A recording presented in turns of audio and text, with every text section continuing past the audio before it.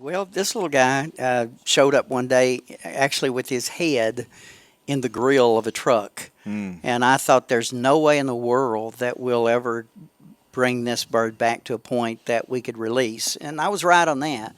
But I thought he just wouldn't even survive, even with, I mean, they'd hit him miles away from here and drove, even though after they realized it, drove him here in the grill. And so once here, I gingerly extracted him and we got him to our vet and looked at him and he lost an eye, but today he's making, he's made a lot of children, a lot of students here at Union University happy as we use him as an education bird. And hence the One-Eyed Willie name. That's right, One-Eyed Willie.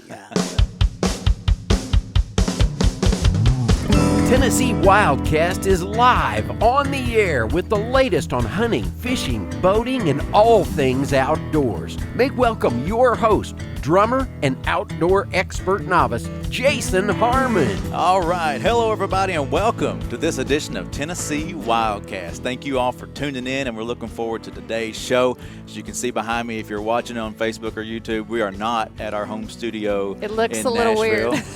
We are on the road again. So we're at Union University in Jackson, Tennessee, and we've got a couple special guests with us today.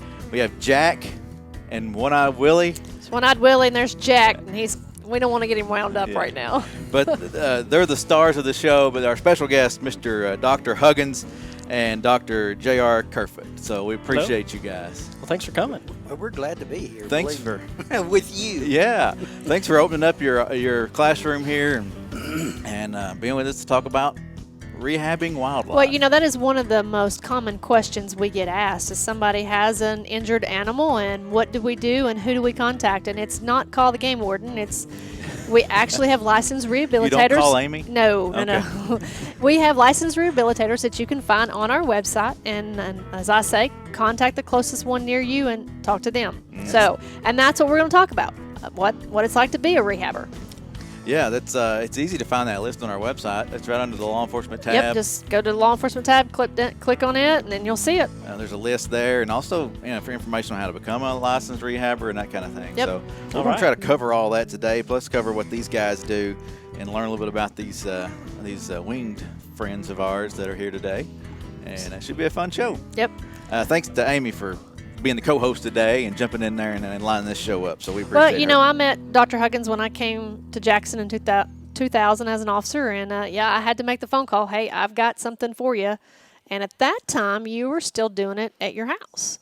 I was for a long time. After I kind of got into the falconry scene, I realized that I was more concerned about the birds that were injured. I was concerned about putting them back in the wild and just being near the birds than I really was about hunting with the falcons. Even though I'm still a licensed falconer, I tried to do the rehab thing, and of course the birds of prey were closest to my heart. We actually are licensed to do Class 2 animals, excluding skunks, bobcats, and bats, but we try to specialize on these raptor friends of ours. There aren't quite as many people around that have a federal permit as well as a state permit. And so when you've got your PhD in biology, it generally goes easier, and that's kind of what... But it's still a complicated process. Oh, it is. And getting the facility set up here in, I think, 2002, right. You had to jump through some hoops and some hurdles. Oh, with both the state and with the federal government. They made me, even though I had, like I said, the PhD with wildlife biology kinds of material, to go through 200 hours, which is what they typically ask everybody to do. And that is why we stress to the public, these aren't animals that you take home. This is why we want licensed, trained professionals rehabbing these animals. Yeah. The first time, as I was doing my 200 hours, I'll just tell a story real quick. I was working at Natchez Trace, and the young lady that I was working with, she handed me a glove, and she said, go in and get that bird. And I looked, and it was a female, and I'm sure it's a female because of the size, but it was a great horned owl. And I said, okay. And so I went in and a little bit later, I came out with a bird, and she said, "You're the first person that's ever done that the first time," because this bird just knew, that hey, he was going to rip my head off any moment. But I wasn't about to take no for an answer. He got finally on the glove and came out. So This is why we call them 9 fingers and not 10 Yeah, fingers. yeah. yes, Well, actually, you said the other day that great horns are the ones you don't like to deal with. I've been forked by them a couple times going through the glove. You said they're always aggressive. They're always aggressive, and there's lots of power in those legs. And this little guy was trying to get you earlier. Oh yeah, he was. He did not like being messed with. Of course, we woke him up to bring him here, but I'd rather take him than that great horned owl. Yeah. Tell us about him real quick while we're talking about him. He's got a neat story. Well, this little guy showed up one day, actually with his head in the grill of a truck, and I thought there's no way in the world that we'll ever bring this bird back to a point that we could release, and I was right on that. But I thought he just wouldn't even survive, even with I mean, they'd hit him miles away from here and drove, even though after they realized it. Drove him here to get In him the grill. out. We have a grill. picture of it. That's right. Yeah, we're going to try to. Yeah, there we go. In the grill, and so once here, I gingerly extracted him, and we got him to our vet and looked at him, and he lost an eye. But today he's making he's made a lot of children, a lot of students here at Union University happy. As we use him as an education bird. And hence the one-eyed Willie name. That's right, Yeah. one-eyed Willie. Yeah. So. And a lot of these birds that y'all work with, we try to get them back into the wild, right? But sometimes That's y'all's purpose. It's not to make pets out of them. It's a rehab facility. You don't want a pet owl. They don't make good pets at all. They're Even though Harry Potter has said that they.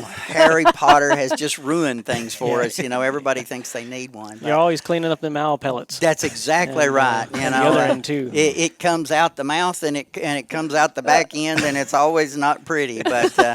But they are Not on Harry Potter. they are great birds. Now I don't want to put them down on that, but they're not the best pet. You can come up with a much better pet if you want a pet, and so that's actually illegal to try to make them a pet too. And many people don't understand that, and hence we get imprinted birds in occasionally as well. Most of the birds that come in are probably car accidents. I tell them not to drive, but they no. People hit them. They get out in front. They are not afraid to do carrying things on the road. It's just an easy food meal. trip. Yeah, an Oh, easy meal. And the big goal behind the rehab facility is to rehab them and get them released back into the wild. Exactly. And so that's our main goal. A much secondary goal is to do an educational outreach with these birds, and we do have 3 full-time educational birds that we can take out to We have local schools. Willie, we have Jack, and then there was one more that's another one-eyed owl. A barred owl. It's a Barred barred owl. owl. Yeah. And so, but our main purpose with this rehab facility is to get them well enough to release back into the wild. Now that does require separate permits. You have to have an education permit for those birds that are going to be kept as educational birds, and then you have to have a rehab permit for the animals, at least for the classes of animals that you're going to serve. And like I said here, we try to specialize in raptors, but hopefully there'll be a few others around that will do the little baby mammals and all those cute little guys. Yeah, come in too. that's one we get a lot of questions on. And one thing that I always said, first of all, what is it? And if it was a bird, okay, we need to call Union. And then we have some others here in Jackson that do different animals. We get a lot of calls for baby skunks, and they cannot be rehabbed. And the other day, actually, we called you. We actually had one on bats. Somebody had some bats, and no, we do not rehab those. So. And it's best to leave those young guys alone if. Well, that's one thing we were going to talk about. Like if someone calls us, we always tell people to put it back. Whatever animal it is, let's put it back. Give it some time. If it's a baby bird and it's hairless, put it back in the nest. Give it some time. If it's a bird that's got feathers and it's on the ground, it's a fledgling. They're supposed to be on the ground. Mama will come and feed it. But I've heard people say that we're rude and we're not nice when we tell them that, but this is the honest world of Mother Nature, and we have to put the animal back. We have to give it time. And you all tell people give it usually 24 hours if it's not an immediate injury that you could see. If it's been hit by a car and you could tell it's been hit by a car, then yeah, we're going to try to take care of it as fast as possible. But if it's fallen out of its nest, that doesn't mean mother has gone away. She's Right. probably just hanging out somewhere till it's safe, and she's going to come close. We do get that from a lot of people who call us. They, man, TWRA, they have no hearts. Right. Because they don't want to help me out. Well, no, there's a purpose, and they know. TWRA knows. Know what And we're so- doing. Yeah, exactly. Thank Yeah, you. so- They're the experts in the area, and the listening audience should Well, listen to you guys. People want an answer. And a lot of times they don't get the answer that They they won't. want from us. And so therefore bluntness turns into rudeness, which is not what's going on. We want to do what's best for the animal, not what you think is best, but we want to do what's best for the animal. And believe me, the best is to have a mother take care of it. A mother can do much better than we can in taking these little ones to the point where we can introduce them back into the wild. And we do our very best to do that. We have Yeah. puppets and Yeah, on you- down the line. If So you you're want a- to reach I'm back watching and- Jack. I don't want him to Jack's bounce watching on you, my don't head. worry. Yeah. You're a we have puppeteer little as well. Puppet. Yeah. That's exactly right. One of our art students helped us with this. I think they went to a local store and found something like this, opened it up, and so what that does is allow us again to feed the bird. Dr. Kerfoot's got his hand in there. We can feed the bird, maybe taking a cardboard piece of cardboard, putting it in front of the bird so that they don't really see us, and then we use something like this. Kind of like hiding. Exactly, so that they Willie's think like, mother's "What?" feeding them. Yeah. Now, I will say that when we use these kinds of things on owls and on hawks, doesn't matter if it's a buteo or an accipiter, they don't typically notice what's going on. But every time we've ever done a vulture, I've never had a vulture that at some point wasn't peeking around the cardboard Say, to "Hey, see what was I on the see ya. other What side are you of it. doing over there?" They're just intelligent birds. They're really trying to figure out what's going on. They really are. So, like you said, you don't want to imprint. That's the reason for the puppet, and Exactly. you don't want them to see the human or. And it's good to know the behavior behind those guys, the different hawk or falcon or Or owl like that what you were saying earlier. We were talking about this before the show. Someone feeding owl popcorn. Yeah, popcorn. So very few birds eat popcorn, and if they do eat popcorn, that's only by mistake. They're around the movie theater. Yeah. something Well, like no, Those are the this crows, was an those are- owl, so Yeah, so knowing who the raptors are, those are the ones, the meat eaters, the birds of prey. And so knowing that an owl does eat meat is very important for the greater public, hence why we do educational outreach too. Yeah, and you were talking about imprint. Jack is actually an imprint. Jack came to us thinking he's a human, and he tries to court everybody. He's looking for a mate. really, because he's been pretty rude today. Yeah, he really does. I promise. He really thinks that he's a human, and so you don't need to raise these birds as if they're one of the family because they think they are. And then when you try to put them back in the wild, they're not going to survive. So you're not doing them any favors to try to And make a this human also out of them. plays over into deer. We see this a lot of times, and I'm going to bring that up with deer. Just putting a collar on it and letting it run around your neighborhood is not a good thing because then we have accidents that happen. We had a lady one time in Memphis that got basically she went outside and a spike punctured her lung. He attacked her. So I mean, just so you think it's friendly and it's cute, they Until are it's wild not. animals, and when right. they grow up, instincts take over and bad things happen. Yeah. Well, and that's just it. Even though Jack is imprinted, we're his sole source of food, as it were. But we'll put him out in the flight cage, and he'll still call, looking for mates during breeding season, and it's pretty neat to see. But again, we can release Jack right now. He'll go out that window. He'll fly. But when he got hungry, he might land on your head, not wanting any harm to be done Hey, to I'm you. hungry. He just, give me that burger, kind of thing. In fact, another story, I've done this for a lot of years now. We had a great horn that came in that I thought we could put safely back into the wild, and we did finally get him back into the wild. But the first introduction into the wild, what he was doing was lighting in front of people's homes and screeching and wanting them to come out and feed him. Wow. And they thought there's yeah. something wrong with this bird. It's possessed Or rabies, which birds don't get rabies, but they But don't the know public, that. yes, that's always the worst case scenario. Let's just, So I went out and caught the bird again, brought him back, and today I let him go near my home so that if he couldn't survive, I could maybe bring him back and put him into an educational facility. He's usually parks around the area. But even today, this has been at least, 5 years, I guess, later. Oh, yeah. I saw him just, within the week, I guess, Wow. light out in a tree, look down, and call to see if I'd give him food. Now, he's surviving. He's got a mate. He was hungry. But when he lights and he's hungry, he says, "Oh, there's old Dr. Huggins. He'll feed me." So, and he'll call, even though he does his own thing. I've had hunters in the area tell me that the bird would that there'd be an owl light near to them and call to them. And I know that's the bird. He's just saying, "Hey, Got anything to eat? yeah, you guys got a squirrel in your back pocket? If you got got some kind of meat, you can throw me something, So we did put him back in the wild, and he is doing well.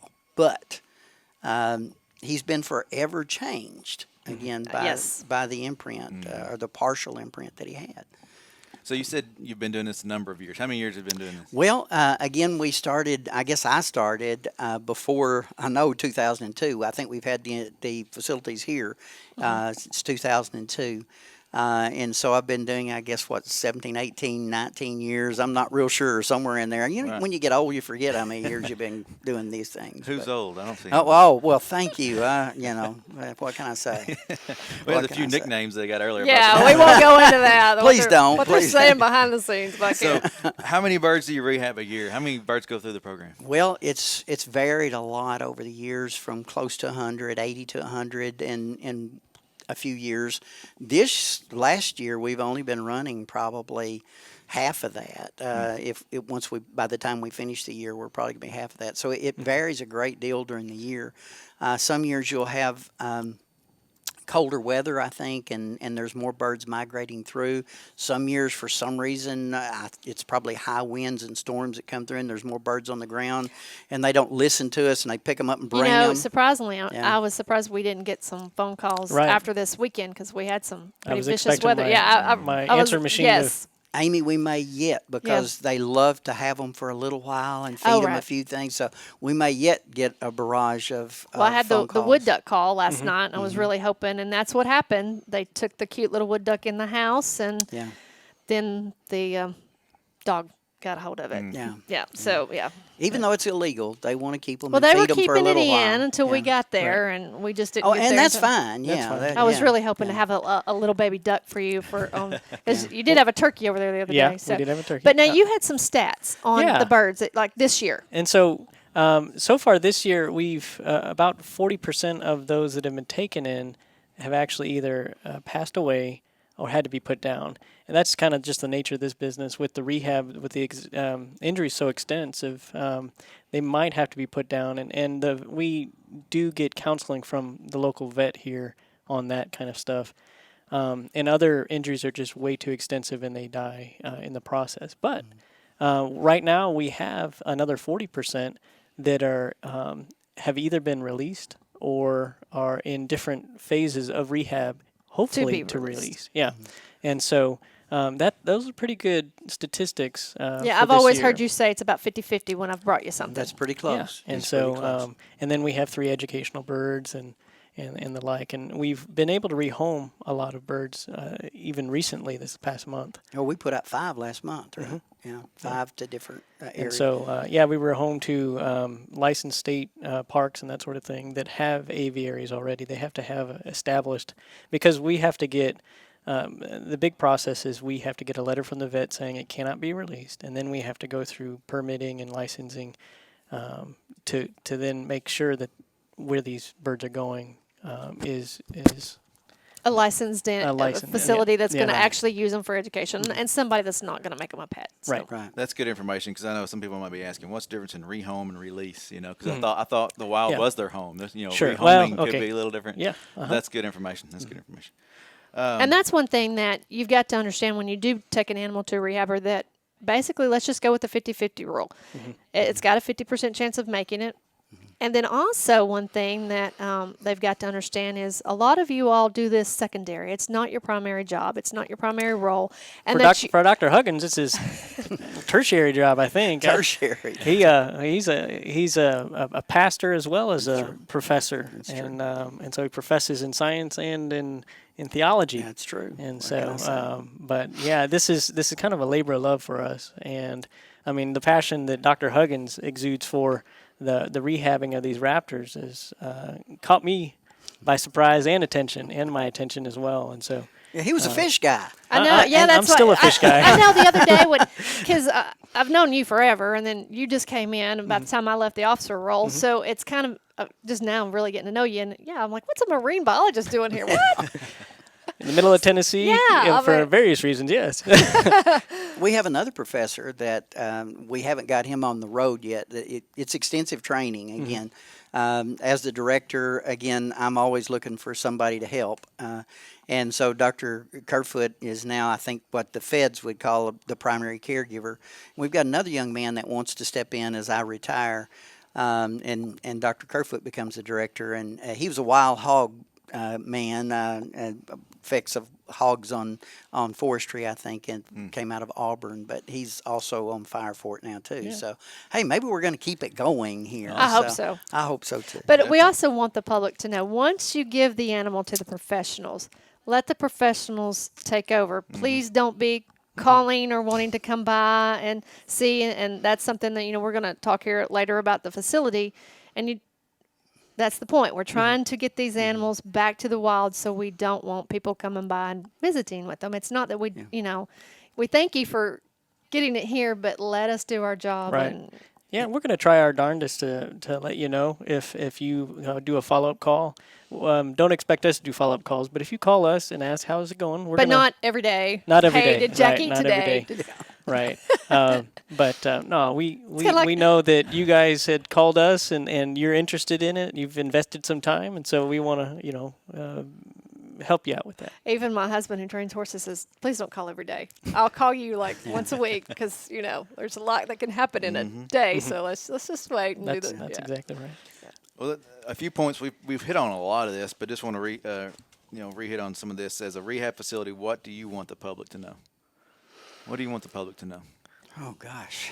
I would want them to know that we're here to help, that we are concerned about the wildlife, and we're trying to do a service for the wildlife, for TWRA, and for the public. And so we're really trying to reach out and do all of these things. We love the wildlife. We don't want it to suffer. And so sometimes, that 50-50 rule drops in. We also are under some strict rules. I mean, I've had people call and say, but the vet put the bird down. Why did the vet put the bird down? And it's the bird, yes, maybe could have survived, but if you have to amputate a wing very high, then that bird is not going to live a very good life. And so please don't be upset with us whenever federal rules or state rules or whatever would call Or a for us. professional has had to make a very difficult decision. Exactly. They don't like making that call either. We've got a vet that I think she cries sometimes when she puts these things down, but sometimes we have no choice. So the other thing is to be wise about how you handle the wildlife. Right. If there's a way you can get the bird back in a nest, that's what you want to do. Don't do anything crazy with the bird. If he's hung up in a wire fence, then hey, get a professional out there because we get several in barbed wire fences. Get them out there and try to get this done. But be patient with us, and we're trying to do our best. And like you said, we're under a tight. And you can get hurt by these animals. You can. Because a lot of people don't realize that. They think, I'm trying to do something good for it. Well, the animal doesn't realize that. They also perceive you as a predator. So, yes, you can get attacked. Like you've been attacked here at the facility, but you can get hurt. Occasionally birds are shot, and we're under federal guidelines to report those. And we want to do that. We don't want any of the birds damaged by, somebody being crazy and stupid. Well, we do have a success story about that. We were able to rehome last week one of the great horned owls that had shot pellet in it, Oh. And Several, actually. Yeah. Yeah. And so, again, that was one of the big reasons why it couldn't be released out into the wild, even though it was fully functional. But we did have to, the vet said it's not wise. And so we found a home for it. So. And I do want to bring up that you have a great story on your wife. When you do find these animals, there are certain ways you should get them, like in a carrier or a box to get them to transport them here. And we do ask the public usually for you to do it, you know, and to get them to you all. And oh wait, it's against the law. Well, no, if we know you're going to a rehab facility or you're okay. Right. Yeah, all right. Yeah. So, but you've got to tell the story on your wife. With Well, again, you need to have gloves. You need to have a towel. You need to have a coat, something to put around something Blanket. that has talons like this. A net works well. yeah, a net. We got a dip net, net back kennel, here. yeah. Yeah. Yeah, this is one of the most useful things we've had is a dip net. Nobody ever But thinks. if you got something like that, but again, my wife was following behind a car and suddenly saw a bird fly into the air and land, and she stopped, and she picked up a barred owl, and she had a coat, but she looked at it and she said, "This one is in such bad shape. I don't need to worry about this." So unwisely, she put the coat in the back seat and the bird in the floorboard in the front.